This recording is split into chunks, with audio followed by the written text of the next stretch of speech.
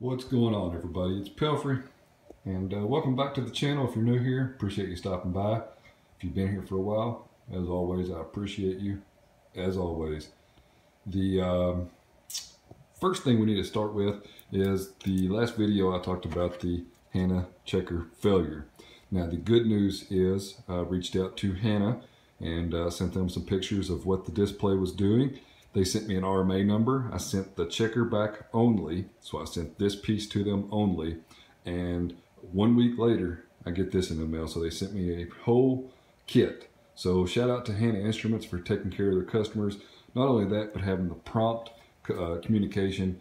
You know, it's whenever you find a company that is communicating well and standing behind their products, continue to do business with them. That's just my opinion, but I will. And you know, they did not have to send me the whole kit, but it was probably much easier for them to send me the whole kit because, truth be told, what were they going to do with the rest of this stuff? So they went ahead and sent me a brand new checker, which I'm going to be testing out this weekend for sure.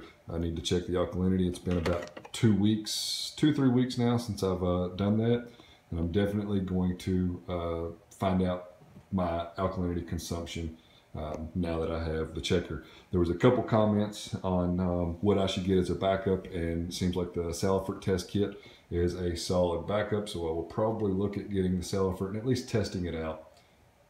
So there are a couple different things that I feel like are worthy to talk about. Number one is going to have little to do with the reef tank and more so to do with YouTube.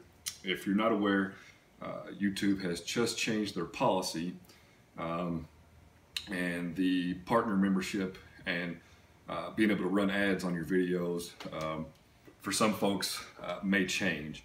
The new policy is you must have 1,000 subscribers, you must have 4,000 minutes of actual watch time, and I believe 10,000 lifetime views.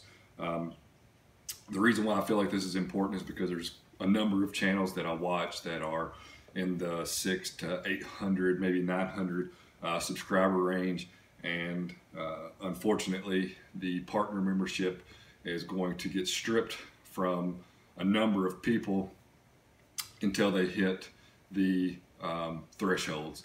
So don't let that scare you. If you know, if you're close to the 1,000 subscriber mark, keep putting out videos. If you do have any money in your AdSense account, they are not going to take that from you. You will be able to reapply for the partnership. And the reason why I feel like this is important is because the community is so small to begin with, and there's a lot of people putting out great content that don't have the subscribers. Now, granted, 80% of my videos are viewed by people that aren't even subscribed to my channel. And this is, for me, not a job, so any money I make from AdSense or YouTube is put directly back into the tank. Now, granted, that money is not going to make or break anything because it's not a substantial amount of money, but let's be honest, any dollar amount is going to be beneficial to the reef tank. So, you know, you have to hit the $100 threshold on AdSense before you can get paid out. So keep that in mind going forward. I think that those new policy changes will go in effect February 20th of 2018. So be sure to support all the channels. It doesn't matter how big or small they are, especially if they're putting out good, informative content. And for those of you that do not meet the minimum requirements, do not let this stop you. And you know, you'll hear everybody say it, I'm not in this for the money, I'm not in this for the money. But for some people, this is what they do for a living. So, you know, shoot for the stars. Do not sell yourself short. Just keep pushing along. So I wanted to get that out of the way pretty quickly, but I just wanted to kind of give you a heads up. So I know that there will be some channels that are going to be affected by this, and if you do see a drop or zero income, I guess in February, March, this is why. So just keep pushing forward. The next best thing to talk about is I'm having really good luck with a lot of the corals that I got from Rico, and I know that I mentioned this before, but I've gone ahead and paid for another coral pack, so there will be 10 more corals coming. At the moment, he is not shipping, and I firmly believe that especially with the weather on the East Coast, any reputable shop or person is going to hold off on shipping until the weather is a little bit better. You know, we are shipping or receiving, and people are shipping livestock. I mean, a coral is a living thing, so it is just the responsible thing to do. So props to Rico for taking the time and just waiting until the weather is a little bit better. Now, without also that being said, there is the Rico's Reef Tank Nano Challenge going on. You could visit the Reef Dudes website. I think it's reefdudes.com. You could visit DC Reefer. You can go to Rico's Reef Tanks channel. And the Nano Challenge is from I think the end of this month to the end of the year. And there's a lot of great sponsors, a lot of stuff to win. Unfortunately for myself, it is not something that I'm going to participate in, but I'm definitely going to watch in the background, and it's going to be interesting. I've seen a ton of great setups already, so just something to kind of pay attention to.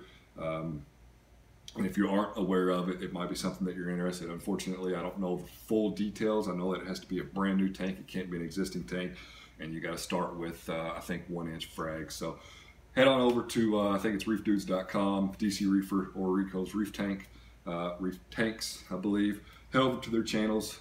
You can find out. So the next thing that I wanted to discuss was, you know, I don't think that I've ever reached out and asked what you would like to see from me on this channel. I know that for the most part, my videos are tailored to folks that own the Red Sea Reefer tanks.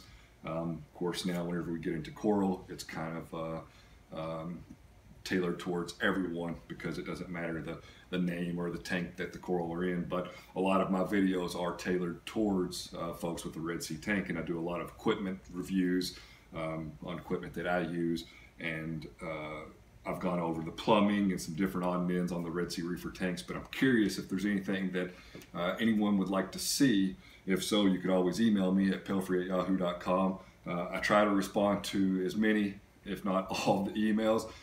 Sometimes I receive quite a few, and it's hard to get back to some folks, but I do attempt to respond to every single one of them. You can leave it in the comment section here, but if there's something that you would like to see or you would like me to go over, I would be more than happy to go over it. Now, I want to preface this by saying that the way that I do things is not set in stone. You know, I've had to learn these things on my own.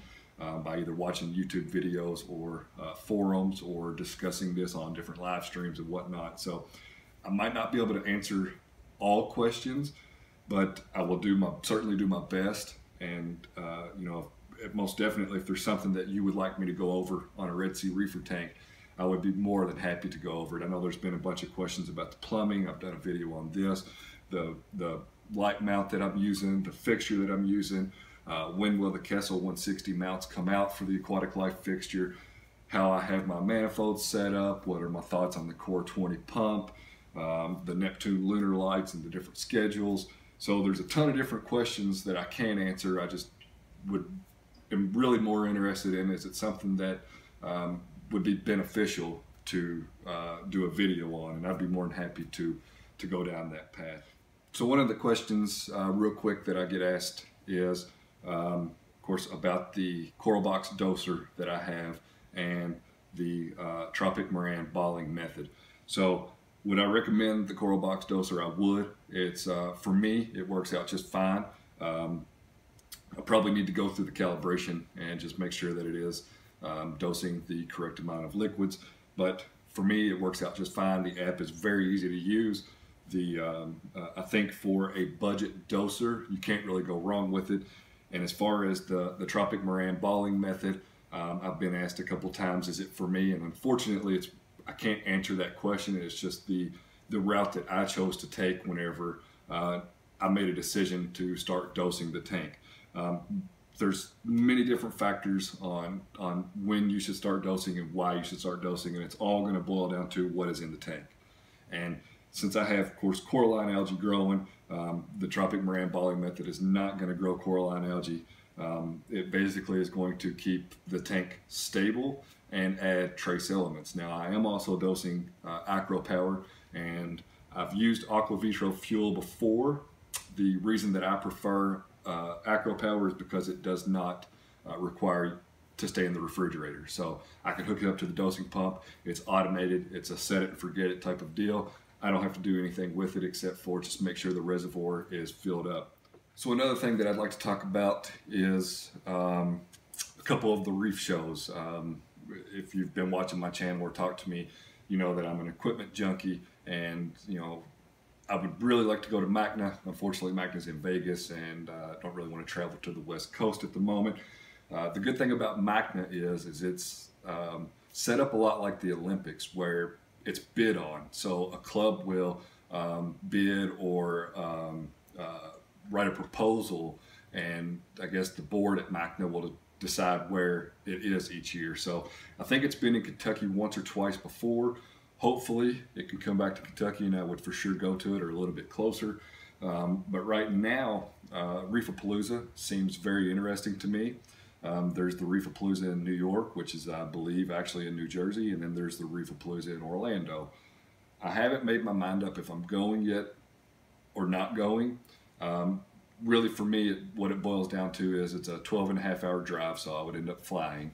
By the time you pay for the flights, of course, food, getting into the show, hotel, I'm going to need a rental car.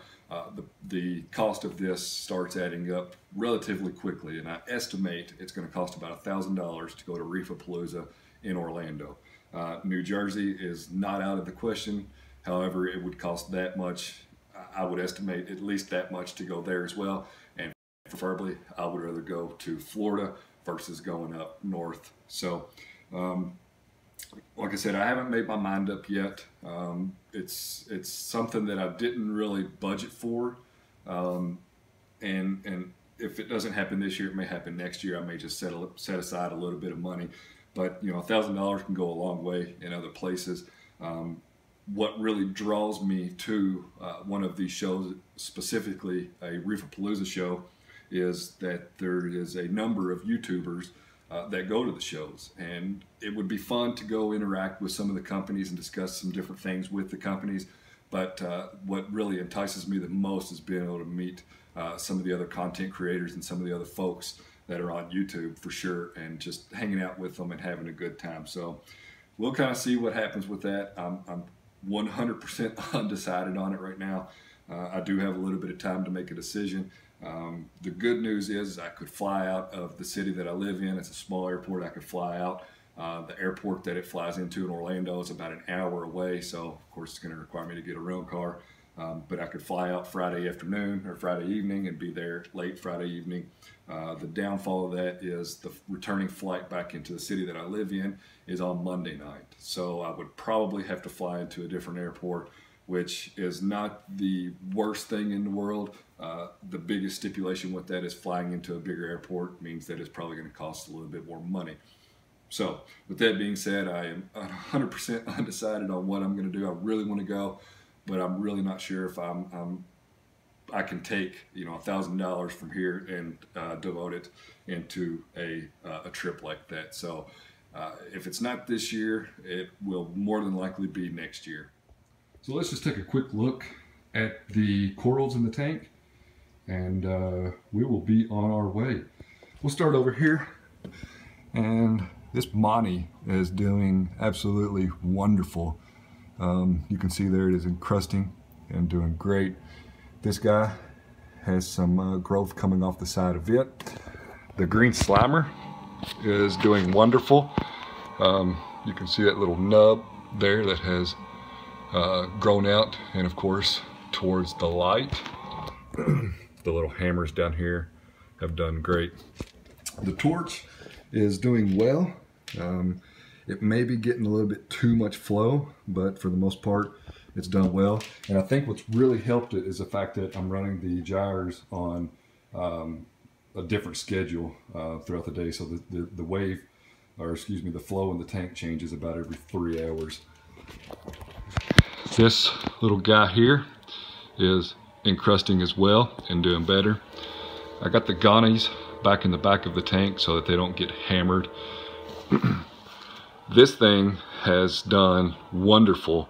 I really wish that I could get a much better view of it, and I may shut the pumps off here in a second and see if I can get a top-down shot of it. Go down here and look at the Recordias, and they are doing fantastic. Got another piece of this cap over here that I broke off accidentally. This guy is showing some signs of stress. I'm actually just going to leave it be and kind of see what happens. And then look at the base on this guy here. The colors are finally starting to come out of it. It's one thing that I've noticed about some of the acros. You know, it took quite some time for this thing to take off, and now it's doing great.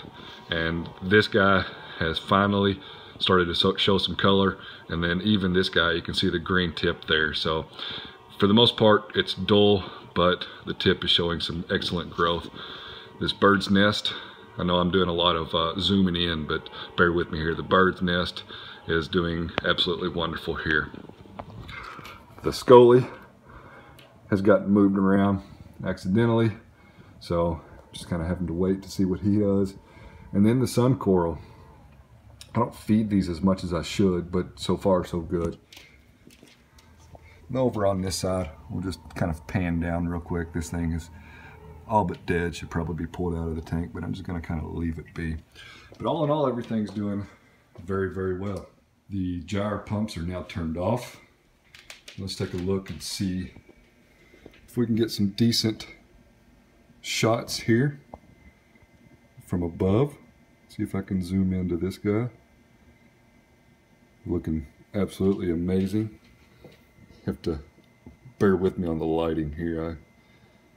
With the T5 fixture in the way, I can't see very well. The auto top off is now running. See if I can get a shot. I know this is definitely not my best camera work, but it will just have to do because this is as good as it gets for right now. But I'm super excited about this. I got this from AquaSD, and it is doing fabulous. We'll move over here. See if I can kind of get, there we go. I know the lighting is still messing with it. Look at the hammers here from a top-down perspective. Yeah, the lighting is just beating up on them. So, all in all, satisfied. Guess I'm going to cut this off here. Be sure to check out the website, pelfrey.net. Slide on over to the website, especially if you're curious about any of the equipment that I use on this tank or have used previously. And as always, I appreciate you watching, and I'll see you on the next one.